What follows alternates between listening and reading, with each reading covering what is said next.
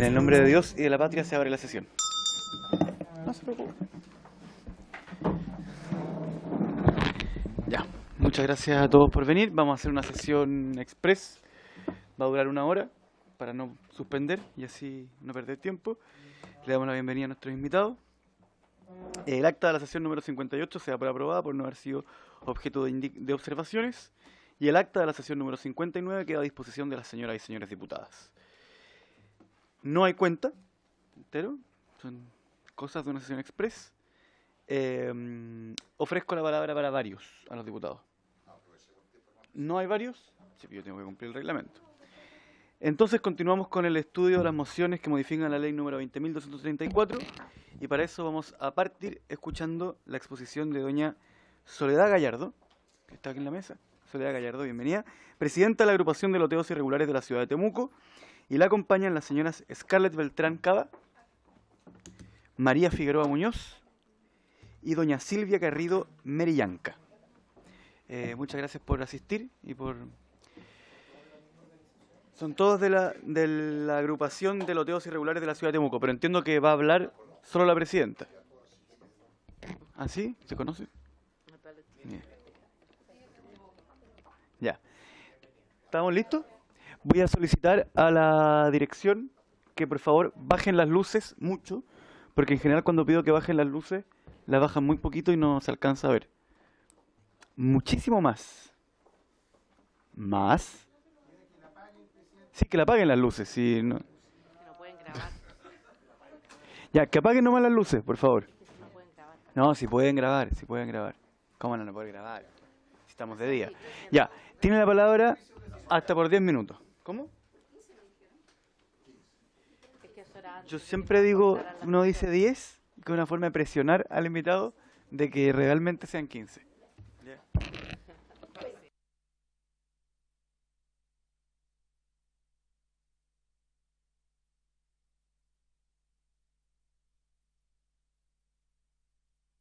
En la comuna de Temuco. Y bueno, venimos a hablar desde la experiencia. El del medio, Soledad, el del medio, el negro, el del medio. Debajo del micrófono. Debajo del micrófono, Soledad, Ahí. ese. ¿Ya? ¿Ahí sí? Ese. Ya. Bueno, como le planteaba inicialmente, ¿no es cierto? Venimos a hablar desde la experiencia. Somos una organización que se formó desde que nació para nosotros esta gran problemática que son los loteos irregulares. Nosotros venimos a plantear que, primero que nada, el tema del nombre de los loteos irregulares nos ha traído un estigma. Nos gustaría que efectivamente esta ley ya no se llamara loteos irregulares, ¿ya? O que representara a las viviendas de autoconstrucción, a las villas de autoconstrucción. Somos una organización que acoge 97 villas en la comuna de Temuco. Ahí tenemos el catastro, alrededor de 17.000 y tantas familias, 47 villas en la región, sumando todas las villas son 144 en la región de la Araucanía. 59 de estas villas de los loteos irregulares de la comuna de Temuco ya tienen recepción provisoria por la ley 20.234 y sus derivaciones que ha pasado en el tiempo. 30 de estas villas de las 59 ya van a cumplir los 10 años con recepción provisoria.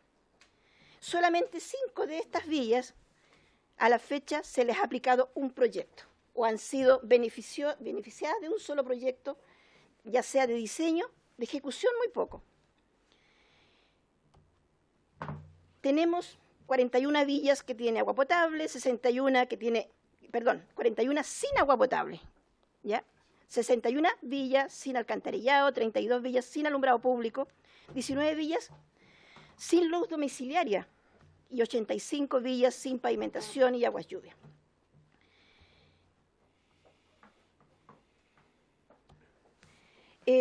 Vamos a hacer como muy práctico. Nosotros no somos abogados, pero sí, de alguna manera, lo que queremos presentar aquí es desde la experiencia y de lo que nos ha pasado con la ley. Esta ley ha estado ya casi 10 años, pero el gran escollo que ha traído esta ley es que no tiene financiamiento, ¿ya? La gran problemática, cuando se hacen estas leyes, nosotros tenemos que ir a las mismas fuentes de financiamiento que existen en todas las qué sé yo, la Subdere, PMU, ¿no es cierto?, Mideso, y ahí esperan los proyectos y nunca hemos sido beneficiados, a lo menos muy poquitos. Consideramos que inicialmente esta ley decía que tenía 5 años para urbanizar con recepción provisoria y renovable 5 años más. Nuestra propuesta es que esta ley no traiga plazos. Con la experiencia que hemos tenido, que ya tenemos 10 años con recepción provisoria, y no se ha aplicado un proyecto factible que nazca de esta ley. ¿Ya? Los beneficios, los proyectos que se han aplicado han nacido de las mismas bases, que han sido nuestras organizaciones, que han contratado a un profesional, ¿no es cierto?, y han ido haciendo estos proyectos. Conjunto a la recepción provisoria, también queremos que esta ley se puedan aprobar las calles, los nombres de las calles, los nombres de los pasajes, y se le otorgue número municipal a las villas que están en zona urbana. ¿Por qué pedimos esto? Porque cuando se presenta por la ley 20.234 se requiere un plano que está, los nombres escritos, ¿va? Van los nombres de las calles escritas dentro del plano. Se paga un profesional, un topógrafo, luego un arquitecto, y van diseñados los nombres de las calles. Pero, para todos los efectos, las direcciones de obras dicen que estos nombres no están aprobados si no pasan por el Consejo. Pero recién van a pasar por el Consejo cuando tengan recepción definitiva. Entonces nosotros decimos que con recepción provisoria puedan pasar por el Consejo. Porque después de los 10 años, que en el mejor de los casos, si un loteo lograra soñar que va a lograr colocar los 5 proyectos de urbanización, recién ahí va a tener que ocupar los nombres. Y en una comuna los nombres no se pueden repetir, nombres de calle, de pasaje. Entonces, esa es nuestra petición. Y como decía inicialmente, una de nuestras grandes peticiones es que efectivamente esta ley ya no se llame loteos irregulares, sino que se llame villas de autoconstrucción. ¿Por qué? Porque efectivamente las viviendas son de autoconstrucción de los loteos irregulares. Otra indicación para nosotros es que con la recepción provisoria, ¿no es cierto?, la luz eléctrica, el agua potable y la solución alcantarillado, se pueda postular a regularizar la vivienda. Si bien es cierto, existen leyes que se han sacado en forma alternativa para esto, pero nosotros nunca alcanzamos el porcentaje para poder caernos en estas leyes que son la ley del mono y qué sé yo. Pero sí necesitamos que la vivienda esté regularizada. Entonces, que ojalá con la mínima solución básica de alcantarillado, porque agua y luz de repente es factible tenerla, si lo hacemos nosotros, porque como decía inicialmente, cuesta mucho que nazca desde el gobierno un proyecto para postularlo y luego ejecutarlo. Uno de los grandes temas que tenemos nosotros en Temuco es que se puedan regularizar las villas que están en suelo indígena. Y partimos pensando desde la historia, ¿ya? Todos ustedes tienen en sus carpetas, que esto es como el resumen de la presentación. Ahí, por el tiempo que tengo, explicamos qué significan los loteos que están en suelo indígena. Tenemos villas que tienen más de 30, 40 años, que el loteador, la persona que nos estafó, ¿no es cierto?, hizo el loteo en un previo de calidad indígena. Pero, no obstante con eso, le vendió o creyó haberle vendido acción y derecho por mesas de venta, ¿no es cierto?, tanto a indígenas como chilenos. Entonces, en el mejor de los casos, estas familias, las que tienen calidad indígena, podrán postular a bienes nacionales. Pero las familias que no tienen calidad indígena jamás van a sentirse dueños. Entonces, ellos se sienten dueños con lo que han hecho, con lo que han invertido, con sus casas, con todo, porque estamos hablando de villas prácticamente 100% materializadas en terreno, que años de inversión. Entonces, acá explicamos, ¿no es cierto?, existen muchas formas de poder que estas villas puedan estar dentro de la regularización, o sea, poder postular a tener los mínimos servicios básicos. Porque, de alguna manera, no estamos pensando en las villas nuevas, estamos pensando en las villas que tienen más de 30 años en terreno, ¿ya?, que son familias que por años han sufrido el menoscabo, necesidades, y no porque quisieron llegar allá. Nosotros no nos tomamos los terrenos, nosotros compramos. Nosotros hicimos promesas o compra-venta ante notario, que en esos años, 30, 40 años atrás, pensamos que hacer un contrato ante notario era un tema legal. Y después nos enteramos que el notario es un simple ministro de fe, que acredita que dos personas están haciendo un trabajo, no sé, una venta o una compra, adquiriendo un bien. Entonces, en base a eso, pedimos que se estudie el tema indígena. Yo leí el extracto, vi el extracto, inclusive el texto de proyectos refundidos, ¿no es cierto? Ahí también colocamos algunas aprensiones, que a lo mejor no voy a alcanzar por el tiempo a explicar, que nos gustaría alguna de estas modificaciones. La responsabilidad penal ante los loteadores y ante los notarios. Porque desde que nació la ley de los loteos irregulares, la 20.234, hace casi 10 años a la fecha, los notarios siguen haciendo estos contratos. Los notarios siguen aumentando que existan más loteos irregulares y familias pasando estas necesidades. Y es más, y los loteadores. Si la Ley General de Urbanismo y Construcción prohíbe esta situación, ¿por qué los loteadores todavía pueden seguir vendiendo? ¿Por qué los loteadores todavía pueden seguir estafando a las familias? Porque ese es el tema, ¿ya? Entonces, que cuando se diga que la responsabilidad, exista la responsabilidad penal, ¿ya? Que se haga masiva la propaganda, que al nacer la ley, que al volver a salir a flote la ley, ¿no es cierto?, sea de opinión pública la ley, para que no sigan familias creyendo en esto y cayendo en este desmedro. Cuando se tiene recepción provisoria, la Dirección de Obra dice que hay que colocar esta recepción con prohibición de vender y enajenar en el conservador. Nosotros somos partidarios que esta prohibición recaiga solamente en los espacios públicos, calles, pasajes, áreas verdes, equipamiento. ¿Por qué? Porque ya son 30, 40 años, le colocamos la prohibición a las familias que en algún momento su propiedad, que lograron postular a bienes nacionales, por ejemplo, no pueden hacer absolutamente nada con eso, porque le va a quedar una prohibición hasta que terminen de urbanizar. Y como yo decía inicialmente, pueden pasar 10 años y no logramos la urbanización, pueden pasar 20 años y no la vamos a lograr, por toda la cantidad de proyectos que nos faltan. Agua potable, alcantarillado, luz eléctrica. Que la ley traiga explícitamente la prohibición de no seguir conformándose nuevos loteos irregulares. Siempre dice que la ley se hace por sabía, ¿no es cierto?, que se conoce y todo eso. Pero lamentablemente esto sigue pasando. Nuestras villas, estamos hablando desde la experiencia de la comuna de Temuco, nuestras villas que a pesar que muchas de ellas le entregan agua en camiones de aljibe, que no tenemos luz, que no tenemos alcantarillado y que han logrado postular a bienes nacionales, algunas de ellas, hoy día están pagando contribuciones de sus propiedades y grandes contribuciones. ¿Ya? Porque el Servicio de Impuestos Internos no se pone a ver de que estos sectores no tienen ni la mínima urbanización, pero sí tienen la vivienda puesta en terreno. Y porque los planos reguladores nos hicieron urbanos. Entonces, en base a eso, que exista alguna forma que esta ley, ¿no es cierto?, no se le aplique la contribución a nuestras villas, porque las familias, aparte de pasar un montón de necesidades, también tienen que pagar la contribución.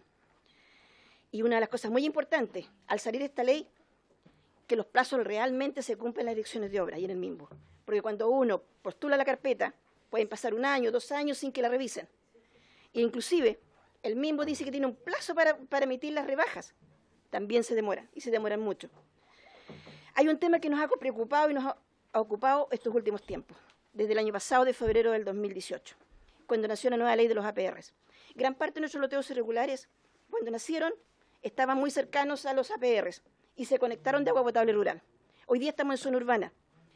Y ya el tema de la contaminación de las fosas, de los pozos negros, es tremenda. Nosotros estamos optando a hacer nuestro propio proyecto de agua potable alcantarillado, pero la ley dice que tenemos que pedirle autorización, permiso de alguna manera a las directivas, a las asambleas de los APR.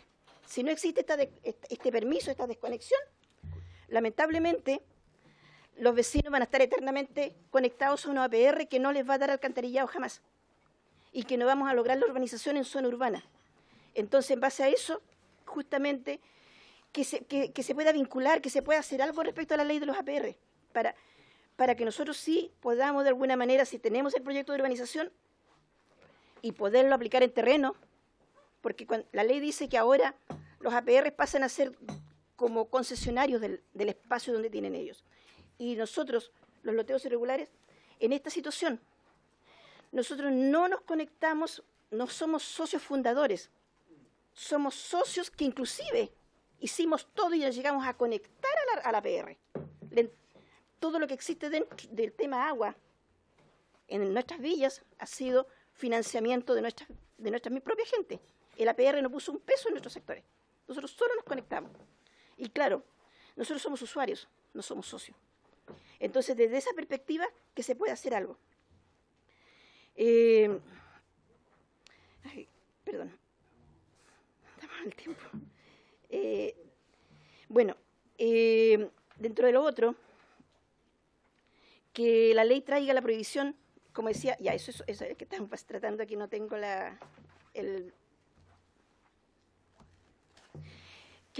perdón. Dentro de todo este andar, y gran parte de lo que ya se ha hecho, tenemos alrededor de 12, 14 villas que quieren tener la recepción definitiva desde hace 3, 4 años a la fecha. Necesitamos que con este tema exista un instructivo, que no solo lo traiga la ley, sino que hay un instructivo para que las direcciones de obra no nos exijan lo mismo que hoy día le exigen a un loteo normal para tener la recepción definitiva. Cosas que nosotros como loteos irregulares no podemos cumplir. ¿Qué significa eso? Con el tema de ancho de calle, con el tema de tener a lo mejor un área verde que esté iluminada, ¿no es cierto? Que hay una llave de paso en el agua, Hay sectores que la misma ley anterior decía que era necesario tener áreas verdes o equipamiento, y efectivamente no la tenemos en algunas villas que ya tienen todo listo, hasta la pavimentación. Y eso es importante que se haga un instructivo, pero acotado a nuestra ley, o a la ley que se quiere promulgar. Que el carácter bien nacional de uso público que se le da a las calles, a los pasajes para postular a proyectos, venga explícito en la ley. Porque allá en Temuco, por lo menos, para una cosa sí es bien nacional de uso público, pero para la otra no lo es. O sea, para hacer un diseño tal vez lo es, o para ejecutar. Pero cuando nosotros queremos pedir, no sé, ripio para que por lo menos la calle esté un poquito más decente, lamentablemente no es bien nacional de uso público, el municipio no puede invertir en el sector. La conexión de los servicios básicos, que no sea requisito, y ojo, porque dentro del extracto que tenemos acá refundido dice que no es necesario postular a bienes nacionales, que se postulará al final de la recepción definitiva. Pero ojo, la ley para conectar al agua potable, a la luz, las sanitarias exigen tener un título. De lo contrario, no conectan a los sectores, a las familias de cada sector. Puede pasar la red por fuera, pero si no tenemos el título inscrito en el conservador, no se puede conectar el sector.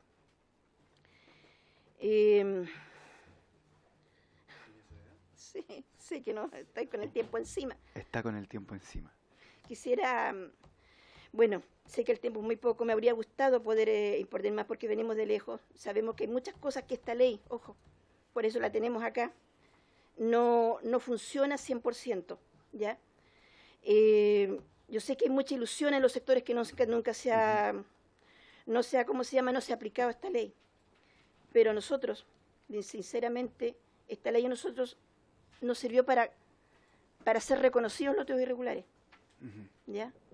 Pero yo les dejo ahí la inquietud, va a quedar la presentación, porque sería importante que los municipios, de alguna manera, se vinculen 100% con las Seremi de Vivienda. Y ojo, uno de los temas también importantes que dentro de lo que venía en esta presentación, pero que no la puedo, es que el hecho de decir que vayan conjuntos los loteos irregulares con los campamentos, ya, que se distinga en la ley. ¿Ya? Que no se diga los asentamientos precarios, no, que para el mismo tema aquí, y tampoco está dicho, hoy día trae un plazo esta ley, o sea, dice que todos los loteos irregulares que estarían materializados a diciembre, ¿no es cierto?, del 2018. Pero ¿qué pasó con la ley que teníamos a diciembre del 2006? Que en ese plazo ya existía una ley y la gente siguió vendiendo. Entonces, Si bien es cierto para los campamentos, excelente que la ley diga hasta los que estaban materializados de hecho hasta esa fecha. Pero ¿qué pasó con todo lo que se dijo antes de la ley y que siguieron estafando a la gente, siguieron creando eso? Entonces nosotros queremos que se respete eso, que se respete lo que se dijo inicialmente en la ley.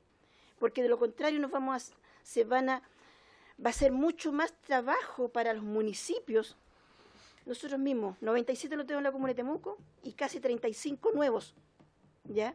Pero estamos hablando de villas en suelo indígena, villas que tampoco esta ley trae. O sea, dice que tendrán desafectación y todo eso, pero para postular una desafectación se requiere comprar prácticamente un fondo para poder desafectar nuestras villas, porque no es desafectación, es permuta, ¿ya? Entonces, no sé, nos sentimos discriminados con la ley de bienes nacionales. Al leer el instructivo vemos que también dice que está la Comisión de Bienes Nacionales y de Vivienda acá, ¿no es cierto? Con todo lo que de algún momento el ministro Felipe Ward de Bienes Nacionales, todo lo que él hizo como campaña, perfecto para los loteos que recién empezaron.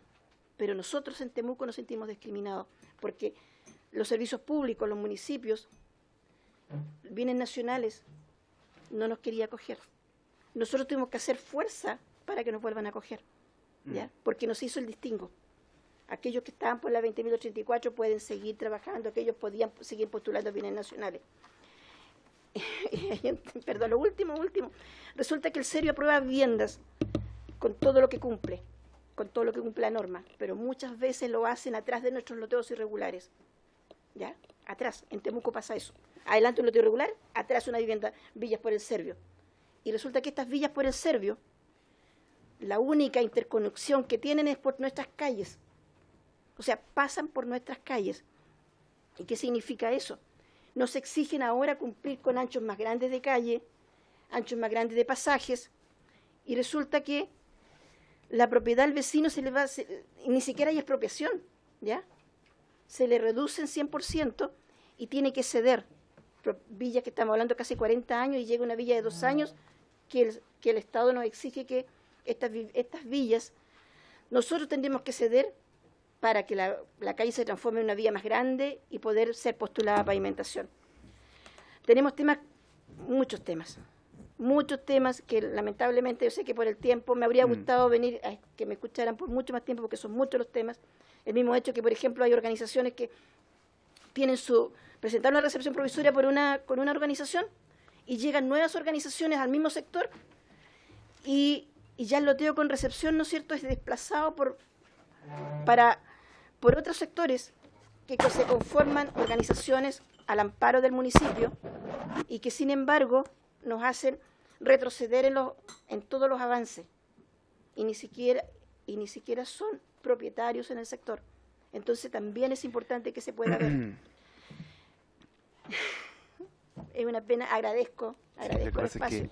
Sé que queda mucho. ¿Qué? Pero les dejé el espacio. Sí, lo que pasa es que tenemos 3 invitados sí. Y cuando se cumple la hora de sesión, disculpe, pero no es que podamos extenderla, sino que tenemos que, sí. De hecho pierde validez. Pero estamos muy agradecidos de la presentación.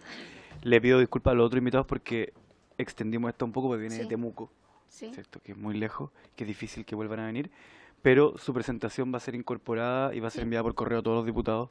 Pero además también alcanzó a tocar hartos temas, no crea que no. Y quedan muchos más. Sí, por eso digo, yo pienso que al continuar esta ley, por favor, revísela 100%. Revisen esta presentación de Power también, porque en ella, con palabras sencillas, pero explicamos todos los valles que ha tenido la ley anterior. Exacto. Ya pues. Muchas gracias. Muchas gracias a usted, doña Soledad Gallardo, muy enriquecedora su presentación. No tiene para qué pararse. Y le agradecemos también a doña Scarlett Beltrán, María Figueroa y Silvia Garrido por su participación. No es necesario que se levanten, ojalá puedan participar de las presentaciones que vienen, porque también después nos pueden hacer llegar observaciones a las otras presentaciones. Expone ahora el señor Fernando Durán, exdirector de obras de la ilustre Municipalidad de Viña del Mar. Don Fernando, cuando lleve 10 minutos, yo sutilmente le voy a apuntar el reloj para no hacerlo de manera abrupta. ¿Ya? Okay, sí. Buenas tardes. A ver, esto hay que bajarlo.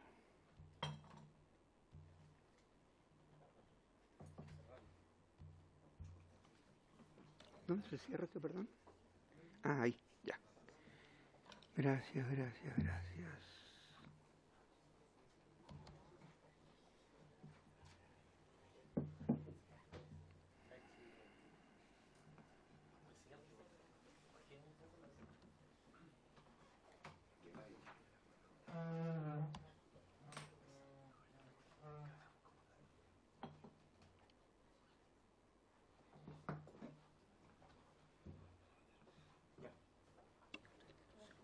Voy a pedir nuevamente que se baje la luz. Ya.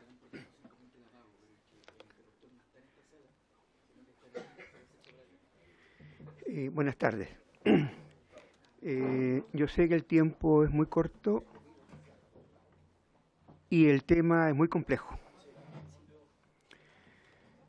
Voy a tratar de hacer una síntesis de aquellas materias que me parecen que son sustanciales en la comprensión del trabajo que ustedes están desarrollando. Primero, hay una ley de oro aquí, que es la legalidad que reglamenta las urbanizaciones y la generación de poblaciones, de loteos. La Ley General y la Ordenanza General de Urbanismo y Construcciones es muy clara en términos de definir los requisitos y los procesos que deben vivirse para que se genere un sector nuevo en la ciudad, un loteo. Y hay puntos que son clave, no solamente el proyecto, el ordenamiento, las vialidades, ¿verdad?, y cumplir con los reguladores, con las normas urbanísticas, sino que además como proceso es que todas las instituciones, los servicios de infraestructura de utilidad pública que tienen que ver con las urbanizaciones deben intervenir. Deben intervenir aprobando los proyectos y después recibiéndolos. Serviu, ESVAL, agua, alcantarillado, alumbrado, deben intervenir y deben recibirlos. O sea, esto tiene que aprobarse, construirse y recibirse. Y una vez que está recibido, recién las direcciones de obra reciben el loteo, incorporan todo lo que es vialidad y áreas verdes al dominio nacional de uso público y autorizan la transferencia de lotes. La transferencia de lotes es el punto final, después que se ha vivido todo el proceso y está organizado. Esa es la ley de oro, es la ley ordinaria. ¿Qué ha pasado con todos estos casos? Y entro en la ley.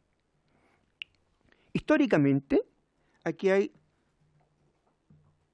4 o 5 leyes que están mencionadas en el proyecto, que han entregado títulos de dominio sin que se haya vivido el proceso. Es decir, se logró el objetivo final de transferir lotes, parcialidades de un territorio, sin que ese territorio haya terminado su proceso de urbanización. Es decir, que hayan tomado conocimiento de todos los servicios, que estén recibidos y que se incorporen al dominio nacional de uso público todas las calles, todas las vías. Esto es clave porque esto ha generado un tremendo conflicto. En todo el territorio nacional, recién escuchábamos Temuco, está en esta situación. Esta ley tiene la virtud, esta versión de la ley tiene la virtud de abordar todas estas leyes. Hay 2 del Serviu, 2 del Ministerio de la Vivienda, los 3 regulares, el decreto de ley 2833, está bienes nacionales, hay 2 leyes municipales, hay una que es la ley de sismo, está la ley de los planes de mejoramiento de barrio, que todas abordan desde diferentes perspectivas y en diferentes circunstancias la misma temática. Y la gracia, en mi opinión, modesta opinión, de esta ley de esta versión de la ley es que toma todos estos casos, porque en todos están presentes componentes comunes.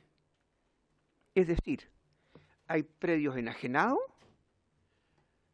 hay precautorias respecto a los predios, algunas son específicas, lotes irregulares, en fin, y otras son como consecuencia de que no existan bienes nacionales de uso público. En esta matriz, ¿verdad?, están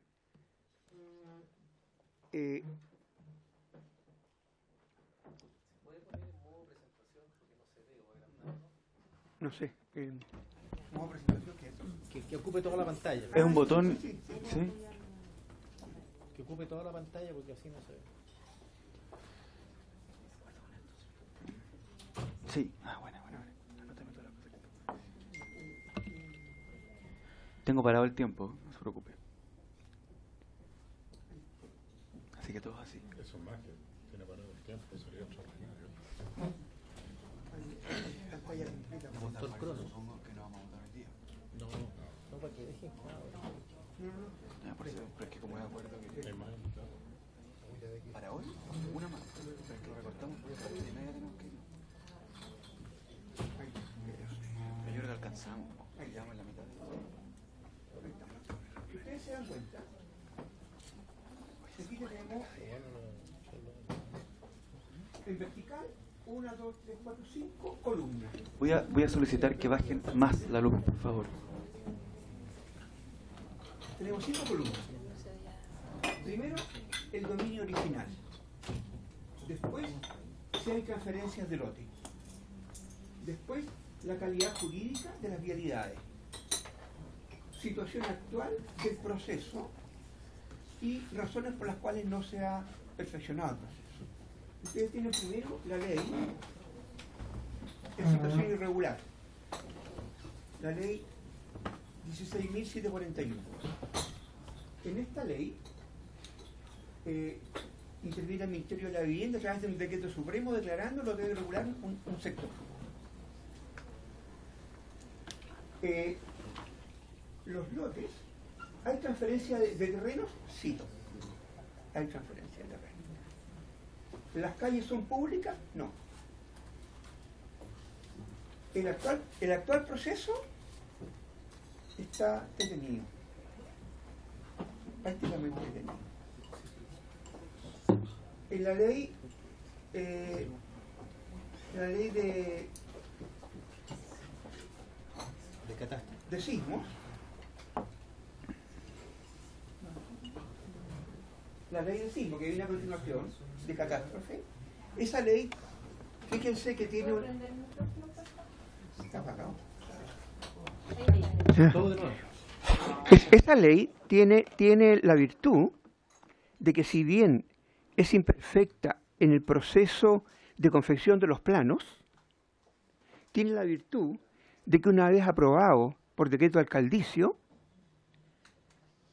se incorporan al dominio nacional de uso público todas las calles y áreas verdes. Y se genera la transferencia de lote. Este modelo, más adelante yo lo voy a replicar para este proyecto, para esta idea de proyecto. La ley 2833 es una ley que le permitió al Ministerio de la Vivienda expropiar territorios y administrarlos a través de los servicios, de los servicios de vivienda y urbanismo. En estos casos también hay planos de loteo agregados en el conservador. En algunos casos hay permiso, en otros no, pero hay transferencia de lotes.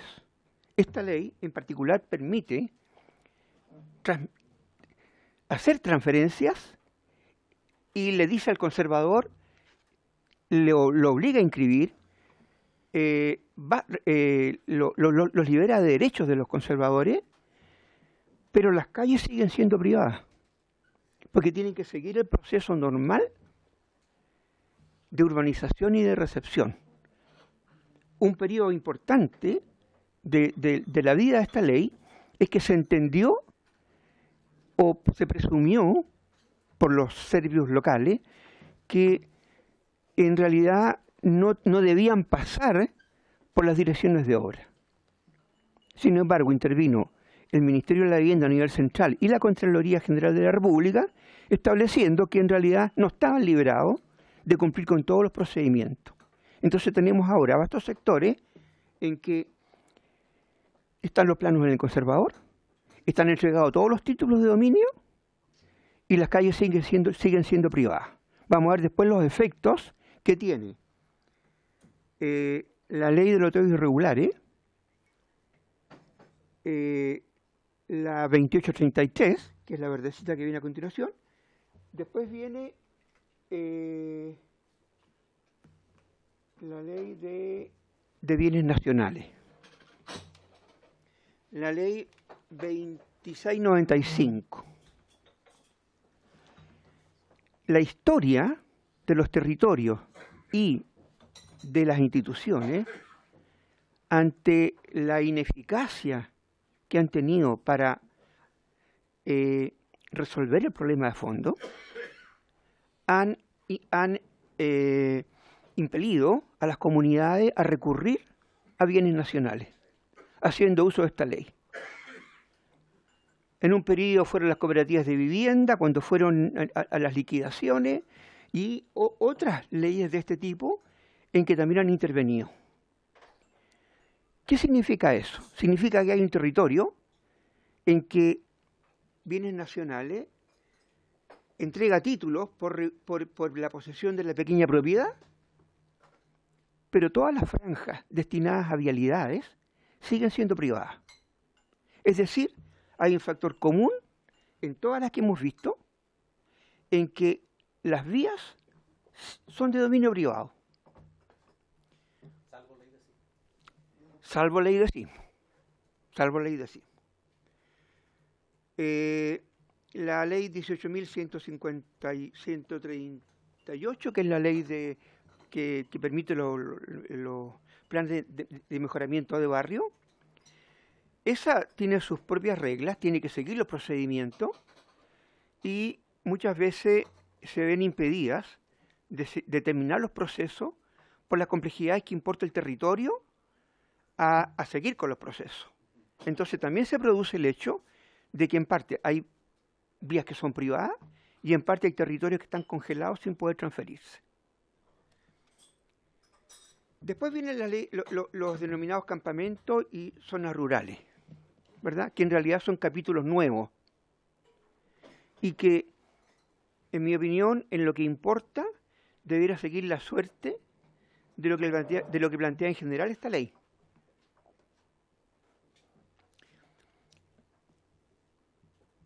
Voy a tocar los temas que son los efectos que tiene esta situación, este escenario.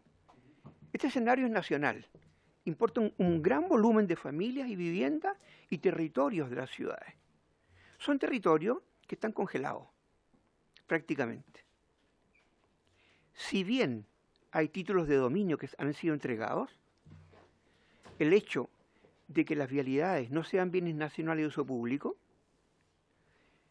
implica que no se puede acceder a los beneficios de pavimento participativo, de subsidios habitacionales, de todos los subsidios del Ministerio. ¿Por qué? Porque no enfrentan bienes nacionales de uso público. Y hay una condición básica, es que para que operen los permisos de edificación y para que operen los permisos de urbanización, o alguien puede intervenir, estos deben ser bienes nacionales de uso público. Entonces, el escenario actual está cargando de dos formas a la realidad actual. Yo voy a identificar dos actores. Uno, los pobladores, la gente, y dos, al serbio, al Ministerio de la Vivienda. Y las versiones anteriores, y creo que esta también, en su articulado, en que hay una aprobación y una recepción provisoria, un plazo para que se cumplan las condiciones y después viene o una prórroga de la recepción provisoria o una recepción parcial o definitiva, definitiva, total o parcial, de partes del... Porque en el caso que se hayan cumplido los requisitos, eso carga a las comunidades y a los serbios. Una, porque obliga a las comunidades que han estado 10, 20, 30 y 40 años viviendo a que hagan la pega que no hizo el urbanizador original. La experiencia mía que eso es inviable. Ya sea porque hay personas que tienen vocación y que se dedican y que lideran, pero la gran masa de la gente no lo hace. Y han vivido 30 años ahí y no lo van a hacer. Al serbio, porque le genera una gran carga de trabajo. Perdón, le genera una gran carga de trabajo, de personal y de inversión, que también históricamente no se da. Recién escuchaba que hay un permiso provisorio que ya lleva 10 años. Y yo me atrevo a decir que si esto sigue así, va a llevar 10 años más. Porque todos conocemos cuál es la realidad regional de los serbios, que tienen una gran gama de responsabilidades, y que esta es una más. Entonces no solamente está el tema de hacerse cargo con el personal y con todos los procesos que implica, sino que además está la inversión. Entonces yo, la verdad es que tengo yo veo que hay una propuesta de articulado aquí que es bastante, discúlpenme, fuera de lo habitual, pero yo pienso que el punto clave aquí es incorporar al dominio nacional de uso público todas las vialidades que contemplan todos estos casos. Y que solamente dos palabras más. Una, que lo importante son los trazados, que haya concordancia entre los planos que se presentan a través de un buen levantamiento con los trazados que existen en la realidad, un perfeccionamiento del trazado y una recepción del suelo que está destinado a bienes nacionales en el estado en que está, sin exigirle más urbanización que la que tiene, porque eso inmediatamente abre la posibilidad, se desatan todos los nudos y abre la posibilidad de que todas las instituciones públicas y privadas entren y se genere una libre circulación de los bienes. Eso está en una propuesta, en la matriz que presento y en una propuesta. ¿Ah? Muchas gracias, don Fernando. Okay. Será incorporada a las carpetas de todos los diputados. Muchas gracias por su presentación. Okay. Antes de, le pido que se quede así para poder... Pero tiene que ser extremadamente breve porque todos nos arriesgamos a tener esta sesión Sí, no, express brevemente. y tenemos que hacer esfuerzo. O sea, es muy buen ejemplo el resumen que usted ha hecho en esa lámina, porque hay dos columnas que llaman la atención. La cuarta columna, que dice calidad jurídica de la franja de habilidad, o sea, si hay bienes de uso público. En todas dice, salvo en una, en la ley de sismos, la segunda, en la celeste, en todas dice que las vialidades siguen siendo de carácter privado. Y ahí hay un grave problema, que está muy bien identificado. Y la columna siguiente, que es la cuarta, donde dice situación actual del proceso, todos dicen sin recepción DON. Esa es la consecuencia. Eso es lo grave de esto, que en todos esos casos que estamos viendo, los 6, 7 casos, en ninguna se puede recepcionar. Y para eso es esta ley. Gracias, presidente. Muchas gracias. Antes de pasar a la última invitada, que va a tener la última palabra, hay dos aspectos procedimentales que requieren acuerdo. Habíamos citado para votar hoy, pero evidentemente eso se ve retrasado por las condiciones que se nos pusieron. Entonces, entiendo que lo natural es que tomemos el de acuerdo de deshacer el acuerdo de votar hoy y que tomemos el acuerdo de votar la próxima sesión, luego de escuchar a los dos invitados que nos estarían faltando, que son la Asociación Chilena de Municipalidades y el Ministerio de Bienes Nacionales. ¿Hay acuerdo para votar la próxima semana?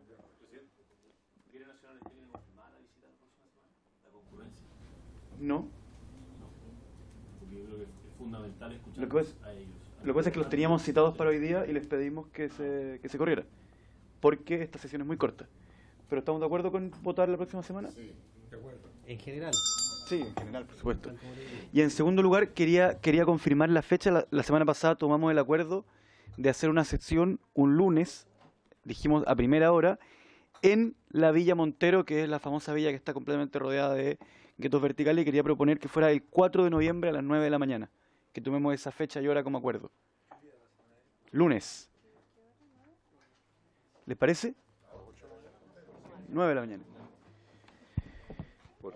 Si no hay acuerdo, lo seguimos discutiendo la próxima semana, pero No, ojalá que presidente, no. le Sí. quería sugerir de que no sea una sesión de la comisión, sino que sea una visita de los miembros de la comisión, porque así quienes somos de regiones y que tenemos algunas dificultades de horario hasta las 9 de la mañana del día nos complica. Entonces, sugiero que se pueda mantener, pero que sea una visita que puede cumplirse igual con el objetivo. Entonces voy a suspender el acuerdo a este nuevo aviso porque voy a revisar cuáles son las modalidades que existen, porque igual me interesa que tenga cierta ritualidad, ¿ya? O sea, que no es que me tomé la micro y fui a visitar. Ahora sí, tiene la palabra en representación del Consejo Nacional de Desarrollo Urbano, su secretaria ejecutiva, doña Pilar Jiménez, tiene la palabra. Y muchas gracias por venir. No, muchas gracias a ustedes por la invitación. La verdad es que es un tema muy importante para el Consejo Nacional de Desarrollo Urbano. Quería partir comentándoles, para quienes no conozcan la Política Nacional de Desarrollo Urbano, quería contarles que Chile el año 2014 logró, después de más de 20 años de discusión, ponerse de acuerdo en tener una política nacional de desarrollo urbano en la cual se plantean principios rectores y lineamientos estratégicos en materia de ciudad y territorio. Esta es una política transversal, la promulgó el presidente Piñera en su primer mandato, después la presidenta Bachelet la hizo propia y formó ella el primer Consejo Nacional de Desarrollo Urbano, y ahora el presidente Piñera le da continuidad a esta política. Así que es muy importante porque realmente es una política de Estado de largo plazo que está operando muy bien. En este Consejo Nacional de Desarrollo Urbano, que tiene como misión implementar la política, está compuesto por 31 consejeros, sector público, sector privado, sociedad civil. La Comisión de Vivienda de la Cámara de Diputados es parte de nuestro consejo.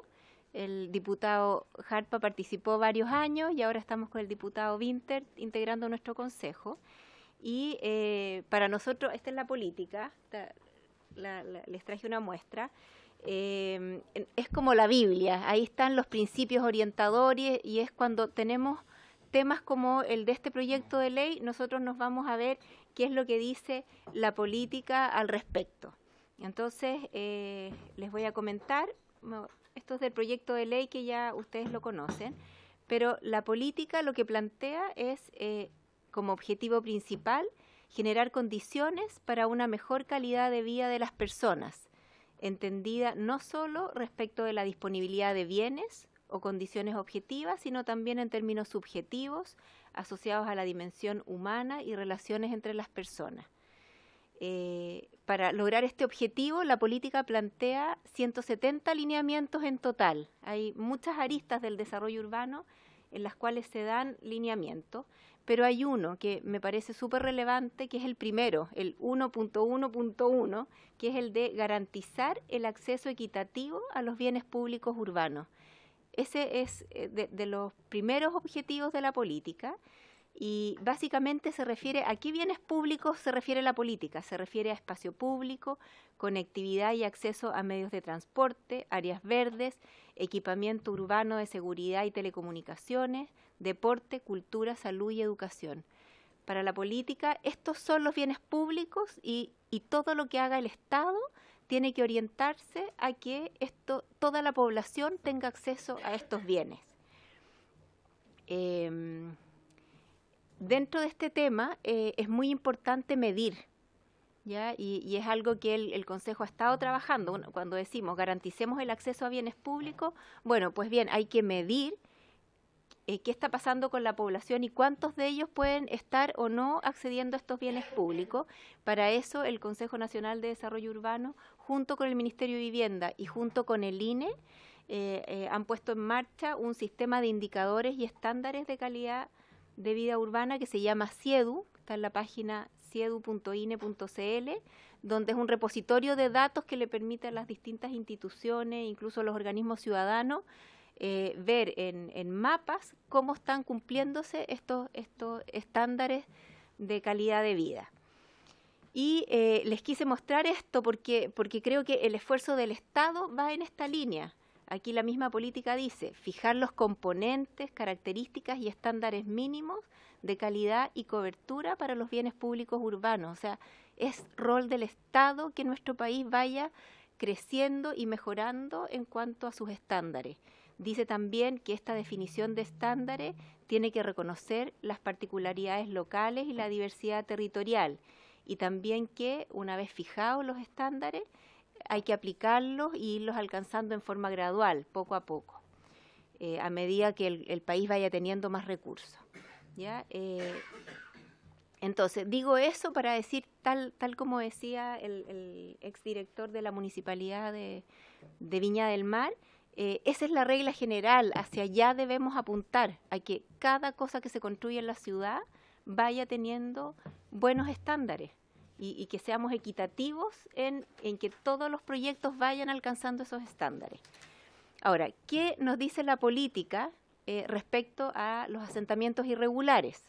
Nos dice que hay que prevenir la ocupación irregular del territorio y los asentamientos informales. O sea, eso, número uno, prevenir, tomar todos los resguardos posibles para que la ciudad vaya construyéndose con estos buenos estándares y no tengamos situaciones de este tipo de loteos irregulares, campamentos o tomas, donde ninguno de los estándares se está cumpliendo.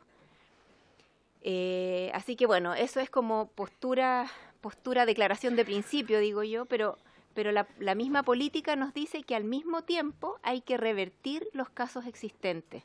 O sea, no desconocemos que hoy día en nuestro país hay múltiples situaciones donde se generaron estas construcciones o estos loteos, donde no se cumplieron los estándares y en especial, dice la política, en las áreas periurbanas, bordes costeros, marítimos, lacustres y fluviales.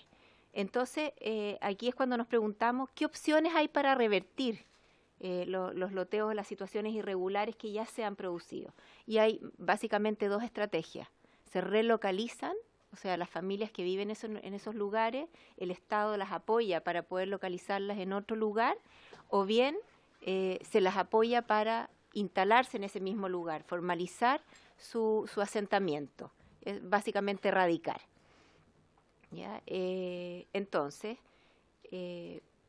entrando ahora a nuestras observaciones al proyecto de ley, planteamientos generales que creo que es importante tener presente. Lo primero es que la ciudad debe crecer siguiendo estándares de calidad de vida y de calidad y vida urbana. Segundo, se debe avanzar hacia ciudades con mejores estándares de calidad de vida. Se debe prevenir el surgimiento de nuevos asentamientos irregulares y la radicación de asentamientos irregulares es una medida excepcional. Yo creo que es importante que el proyecto de ley reconozca estos principios, que estamos frente a una situación excepcional, pero lo que como Estado debemos perseguir es lo otro, es tener desarrollos con estándares de calidad de vida. Entonces, reconociendo que el Estado va a tener que revertir las situaciones ya producidas, nosotros estamos de acuerdo con eso, estamos de acuerdo con que es necesario este proyecto de ley, pero creemos que es importante tomar ciertos resguardos. Son 4 resguardos. El primero, que esta regularización no ocurra en zonas peligrosas. ¿Ya? Ahí hay algo en lo cual no podemos transar como país, porque significa que el día de mañana vamos a lamentar pérdida de vidas humanas. Entonces, creemos que es importante, como primera cosa, que la regularización no ocurra en zonas peligrosas. El proyecto de ley yo creo que está inspirado en eso y tiene un punto 5 que yo lo anoté ahí, donde habla de que no se encuentren, le pone como requisito que no se encuentren localizados en áreas de riesgo o en áreas de valor patrimonial, ni emplazados en áreas de valor natural, ni en fajas, cortafuegos, franjas de caminos, etcétera. Pero ahí nuestra sugerencia es revisar el artículo 2.1.17 de la Ordenanza General de Urbanismo y Construcciones, que tiene ya definido dos conceptos, que es el de áreas de riesgo y el de zonas no edificables. Y creo que es bueno que el proyecto de ley mencione ese artículo porque es mucho más completo de lo que el proyecto de ley tiene. Por ejemplo, en zonas no edificables, dice, corresponderá a aquellas franjas o radios de protección de obras de infraestructura peligrosa, tales como aeropuertos, helipuertos, torres de alta tensión, embalses, acueductos, oleoductos, gasoductos u otras similares, establecidas por el ordenamiento jurídico vigente. Entonces, creo que en ese tipo de lugares tenemos que resguardar que no pongamos en riesgo a las personas que eventualmente podrían solicitar una regularización de loteo ahí. El segundo resguardo tiene que ver con el área rural. El área rural es una cantidad enorme de territorio en Chile, son cerca de 78 millones de hectáreas. Las áreas urbanas son 248.000 hectáreas y el territorio rural son como 75 millones de hectáreas.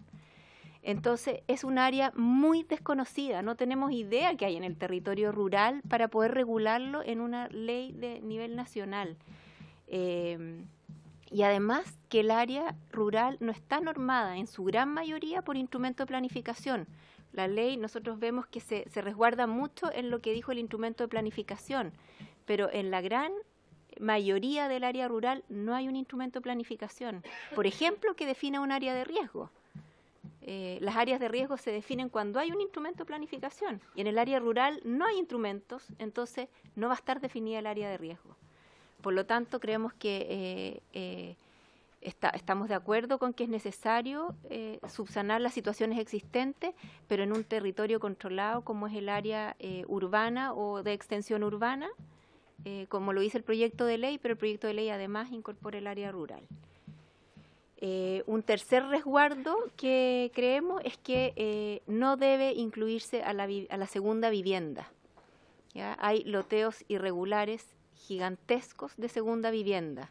Esta foto que está ahí es este lugar que se llama Puerto Viejo, que son más de 2.000 viviendas que son segunda vivienda, en Copiapó. Entonces creemos que hay que cuidar que este mecanismo excepcional vaya para casos que son realmente críticos y no para este tipo de situaciones. La misma política tiene una nota que lo dice, a las ocupaciones irregulares de terreno por motivos de necesidad o carencia que requieren una especial forma de aproximación por parte de la sociedad y las autoridades, se han sumado estas otras ocupaciones de centros vacacionales o de segunda vivienda. ¿Ya? Y ahí requerimos un tratamiento diferente, no el mismo que estamos planteando para los loteos. Y el cuarto resguardo, creemos que es importante que estos loteos que van a solicitar este procedimiento especial excepcional haya una facultad, sea una atribución facultativa de la autoridad. ¿Por qué? Porque creemos que siempre hay que analizar caso a caso si ese asentamiento irregular tiene otra salida mejor. Si hay terrenos, por ejemplo, del Estado, de Serviu, de alguna entidad pública que puedan ser destinados para programas habitacionales y que puedan tener más cercanía con la ciudad, mejor estándar de calidad de vida, habría siempre que optar por ese tipo de soluciones antes que erradicar un asentamiento que está con muchos problemas. Entonces, creemos que es bueno dejar a la autoridad con esa facultad de poder estudiar el caso y decidir si es que esa es o no la mejor opción para esa situación específica. Dada la redacción que tiene el proyecto de ley... Sí. Pido el acuerdo para extender por 10 minutos. Yo estoy terminando. ¿Cuándo está la hora? Ah. Por el solo hecho de la ley se acaba la sesión. Ya. Ya. Bueno, entonces en el proyecto de ley este punto de que sea una atribución facultativa no lo vemos tan claro. Puede que sea la intención, pero no estamos seguros de que haya sido así. Y esta es mi última lámina, solamente para concluir. Creemos que el proyecto de ley es una herramienta necesaria para afrontar la problemática de los asentamientos irregulares, pero sugerimos revisar estos 4 puntos. Excluir las zonas peligrosas, haciendo referencia al artículo 2117 de la Ordenanza General, excluir el área rural, excluir la segunda vivienda y dar la atribución facultativa a las autoridades de la Dirección de Obra y de la Ceremi. Así que eso es. Muchas gracias. Muchas gracias, doña Pilar. Creo que estamos, y además que ya estamos en sesión, así que le agradecemos a los invitados, le agradecemos al diputado Calisto por su presencia. Es que fue el riesgo... ¿Cómo? Sí, nos quedan 9 minutos. No se puede. No se puede. No, tomamos un riesgo al sesionar de 2:30 a 3:30. Tenemos 9 minutos para preguntas y respuestas. ¿Cómo? Y lo deshicimos porque nos cancelaron la sesión y en una claro, y se posterga una semana. Le vamos a mandar un MailChimp con... Sí, diputado Cast. ¿Puedo hacer una moción súper concisa? Espera, déjame. Sí. Diputado Cast quiere hacer una intervención, ¿usted quiere hacer una intervención? ¿Alguien más? Entonces, diputado Cast tiene 2 minutos y doña Soledad tiene 2 minutos. Yo solo propongo, de alguna manera, enfocarnos parcialmente por los temas, y creo que acá se ha planteado uno bien estructural respecto al que ha generado el Consejo Nacional de Desarrollo Urbano, que es cuestionar un poco el espíritu y el fondo de que esto está interviniendo también en el área rural. Entonces yo creo que esa pregunta que viene de fondo, ojalá podamos también resolverla de fondo, digamos. Y por eso quizás pedirle al Consejo Nacional de Desarrollo Urbano si nos puede llegar un poco más su análisis en profundidad, más allá de esta presentación de por qué excluir lo rural, más allá de, por supuesto, estas consideraciones que son de segunda vivienda y que de alguna manera, en mi opinión, con lo expresado no alcanzan a como justificar plenamente el hecho de que se excluya a aquellas zonas vulnerables rurales, que son las que estamos tratando de enfrentar. Entonces, si nos puede hacer llegar la información de cuáles son los análisis y que hacen llegar a esa conclusión estructural, porque es un debate, yo creo, bien profundo el que vamos a tener al respecto. Gracias.